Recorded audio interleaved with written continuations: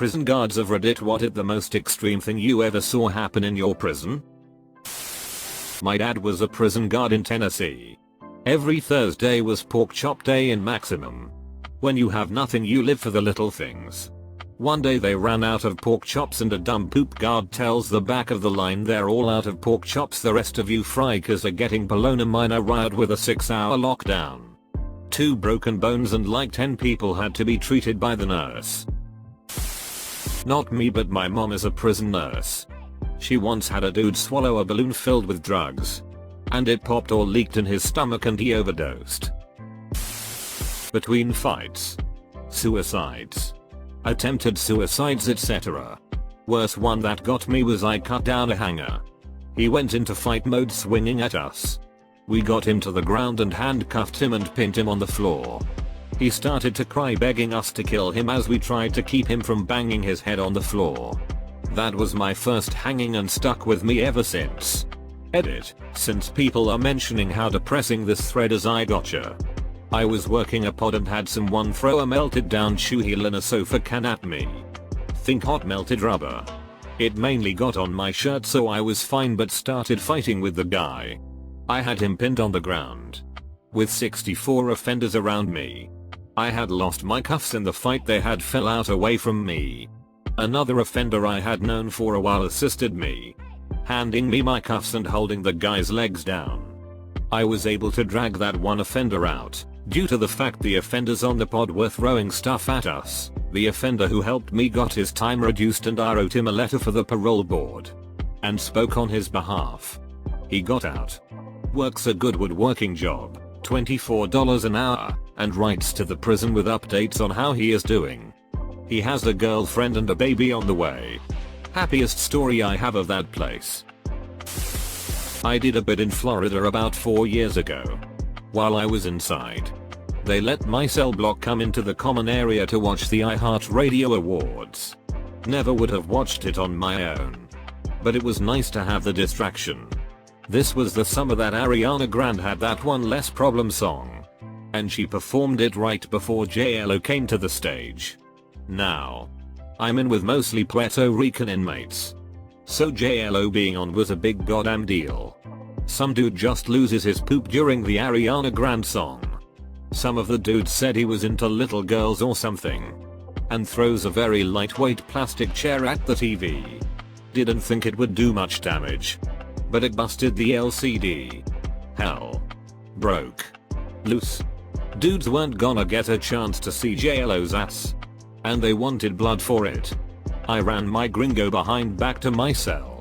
And a 60-man brawl ensued. All of this to say. In the midst of the insanity. One guy bit another guy's thumb off. And swallowed it. With all the serious ones. I thought I would give a funny one too. Worked in a youth correctional facility. The units were Alpha. Bravo.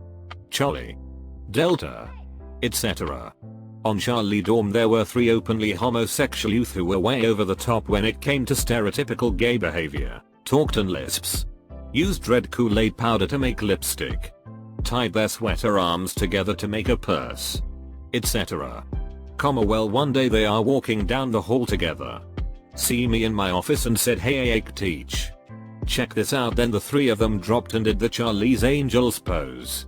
I laughed my ass off. Not a CO but no maintenance staff. One inmate had a court date so left for the day. Apparently during his day out he managed to acquire a loose screw.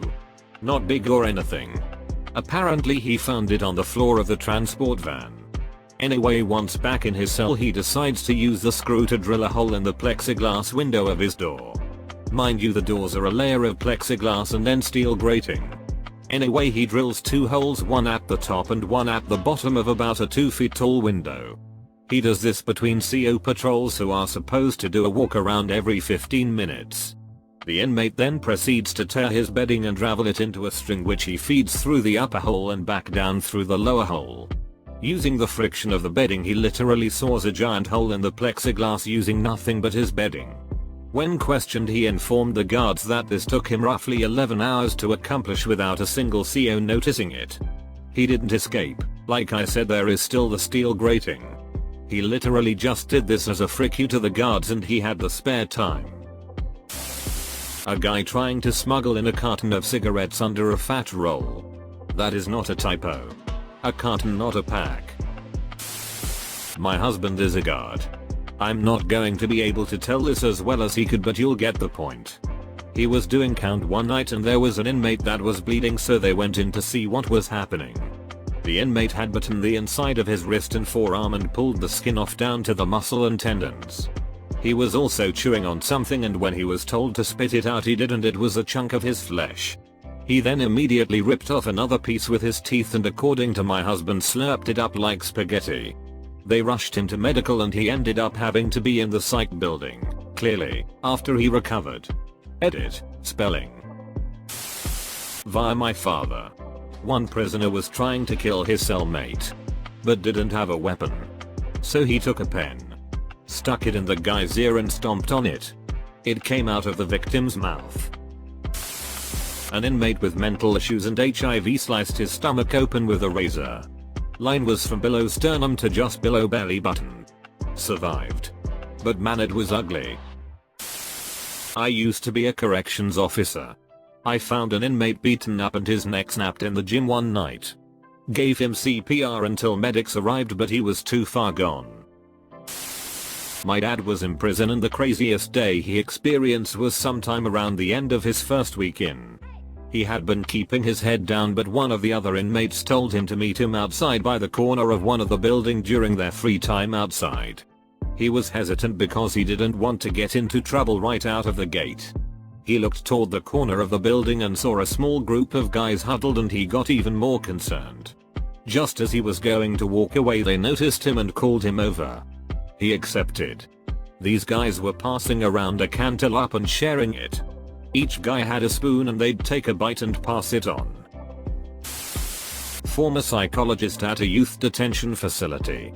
Some kids put little ball things in their penises, with the belief that if they do the deed it will be more pleasurable for the girl. They get these things from the ball of a wine stopper, the spill-proof stuff.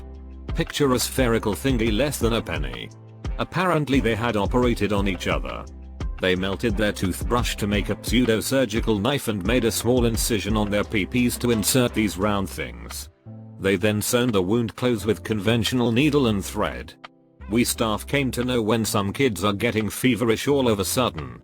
We have to line them all up in the courtyard and let them drop their pants so that our nurse could check them so that we could remove these bolitus, the term for these, as to prevent an epidemic. These kids are aged 15 to 18. And there are not any girls around to fool around. Conjugal visits are also not allowed. Like, come on kids. I responded to a fight in the shower where an inmate pushed the other inmate over the bench in the middle of the showers. Jumped on him and bit off his chin. I picked his chin up and packed it in ice. I was also a trip officer that day, so I ended up escorting him to the hospital. On the way to the hospital the ambulance hit a deer. I also hit the deer at 78 miles per hour. It had bounced from the ambulance strike and ruptured in midair, exploding all over the front of the van.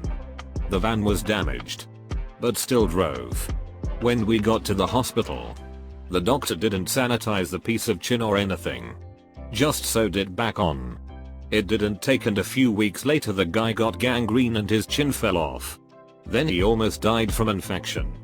That was a hell of a day. Currently a company. I work in one of the reformed mental health facilities for my state. Basically we're a prison with a strong focus on mental health rehabilitation. We deal with some of the state's finest, worst cases. I've seen a man with a literal hole in his body from his chest to below his belly button. He put it there. It started after he ripped his intestines out and bit through them. He then proceeded to enlarge the hole slowly over time. Longest 4-point restraint inmate in the state's history.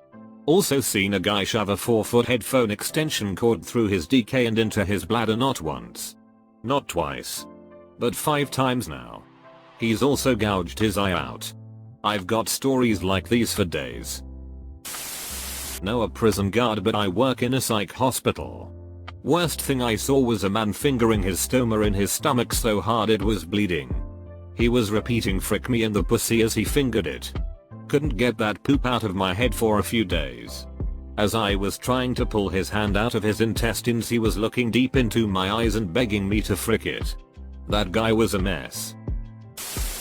Working in the ER, we had a prisoner come in unconscious and covered in blood. We got him cleaned up and counted at least 12 stab wounds to his head and face. They were shallow, but the force caused the wounds to look like gashes, so sticks or staples were out of the question. He had even more wounds on his arms from trying to cover his head during the attack. We couldn't save one of his ears and he was still unconscious when I clocked out. Update: according to an employee that still works at that hospital, the prisoner was transferred to a trauma center the following morning. He had multiple fractures and spinal damage. Apparently he was a snitch and got jumped by other prisoners. I have many stories, and many about this particular prisoner, but one stands out to me the most. Doing a count one day. Everyday stuff. And it involves looking through trap windows to make sure everyone is present and breathing. Get to this prisoner's cell. Let's call him Prisoner X. Now this prisoner has a long history of sexual abuse from his childhood. As a result, he is an absolutely chronic masturbator. The amount of times I've had to have conversations with him while he is going to town on his ham bone are innumerable. Anyway. Doing a count with a female officer. She looks through the trap and immediately recoils. Now all I can hear is a loud buzzing sound and the sounds of furious masturbation. I decide to check the trap against the warnings of my offsider. Should have listened. Turns out he was using the unit's hair clippers. But he had them wrapped in a glove. Turned on and shoved squarely up his ass. All I could see was the cord plugged into the wall leading into his loudly buzzing anus and him giving his old fella the exercise of its life. Edit: yes. Frick. I understand I never ended up referring to him as X. I thought I would add start of the story. And then didn't. I'm gonna leave it up there though. Because I can actually take criticism as well as X can take a pair of clippers. I don't think I saw anyone mention the gun, as there will be people who just drop their pants and start viciously jacking their pee-pee the moment they see a female company. Doesn't matter if they are fat, skinny, ugly, pretty, deformed, just has to be female of some sort and they will stare them down and go to town on themselves. Now the thing is, this is not rare. This is not one of those every once in a while things.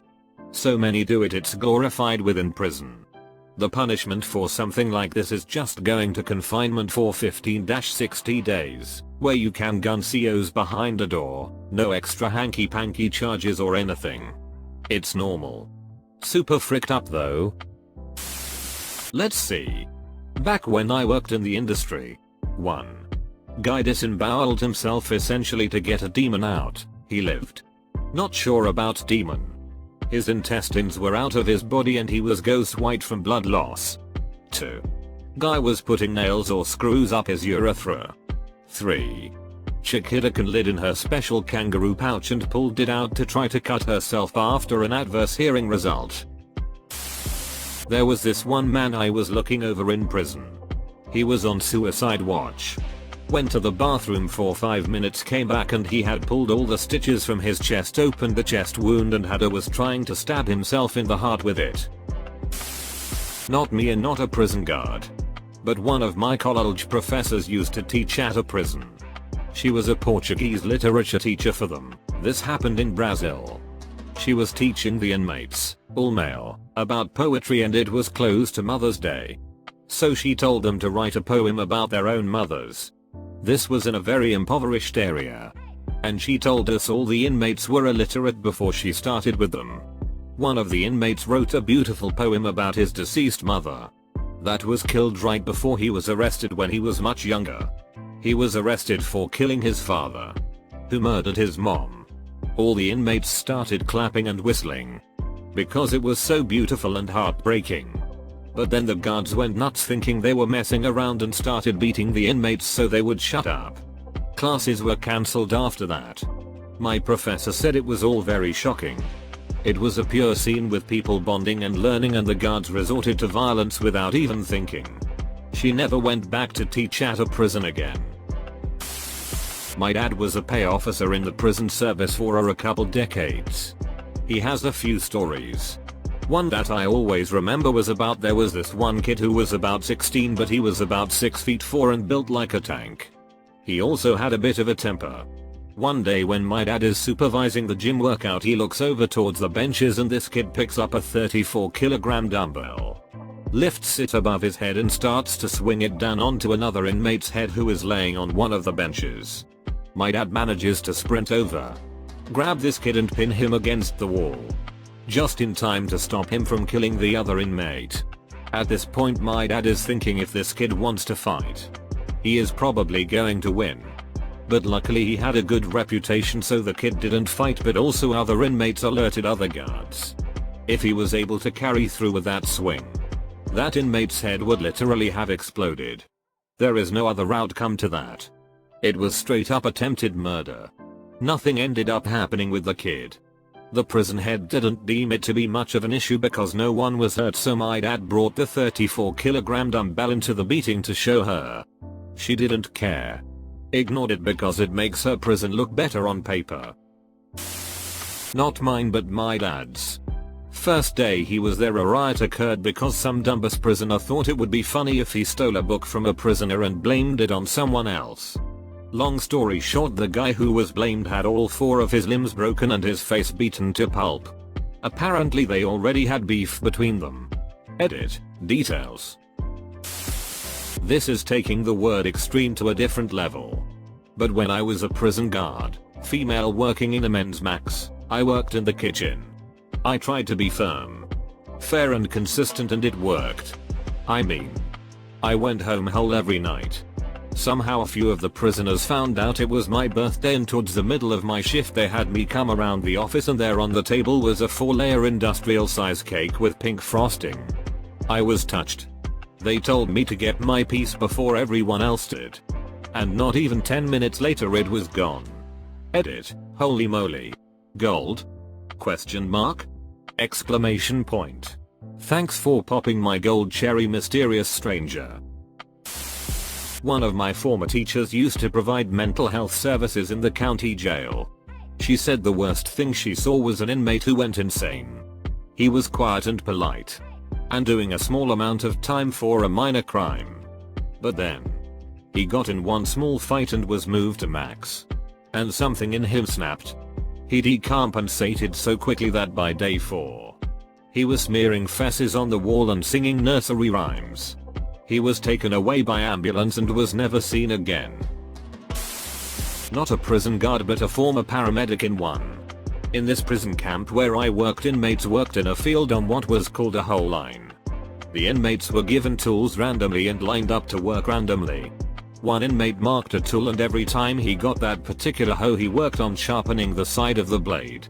He then waited until he had that tool and was lined up next to a particular inmate. He then used his sharpened hoe to cut the man's Achilles tendon and almost sever his foot. It turns out this was in revenge for the victims repeatedly stepping on the back of the inmate's foot as they were moved around the facility. Further, he told the guards that he had been planning and preparing for the attack for over a year.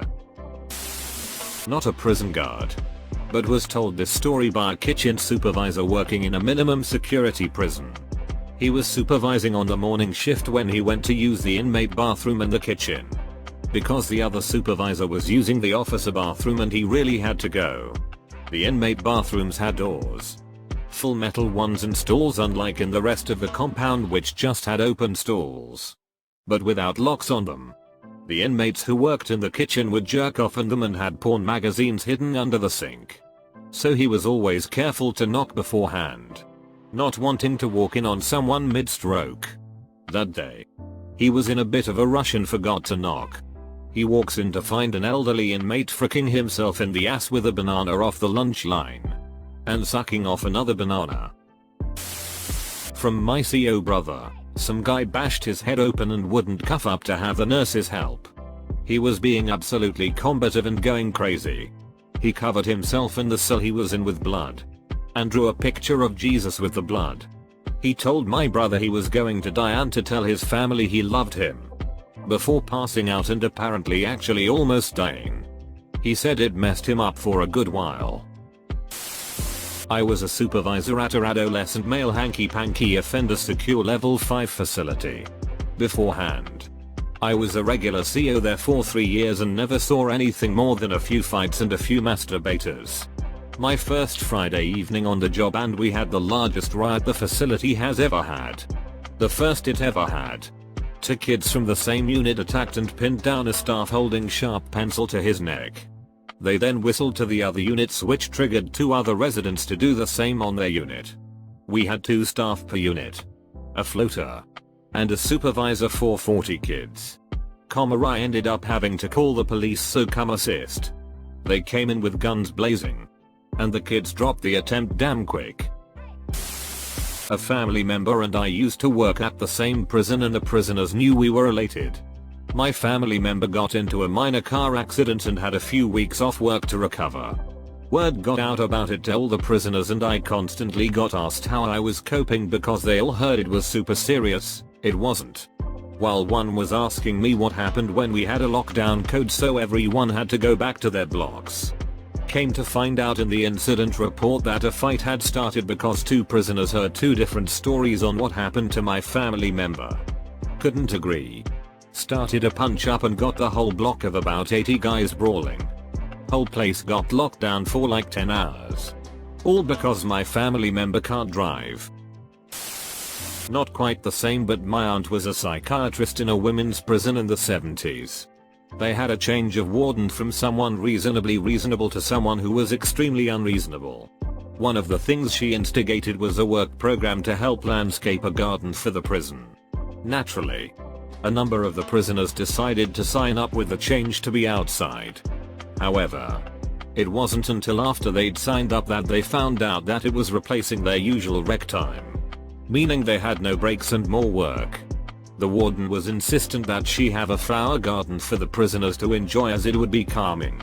It just so happened to be facing her window. So, diligently the lady prisoners worked and planted flowers ready for the coming spring. So along comes spring.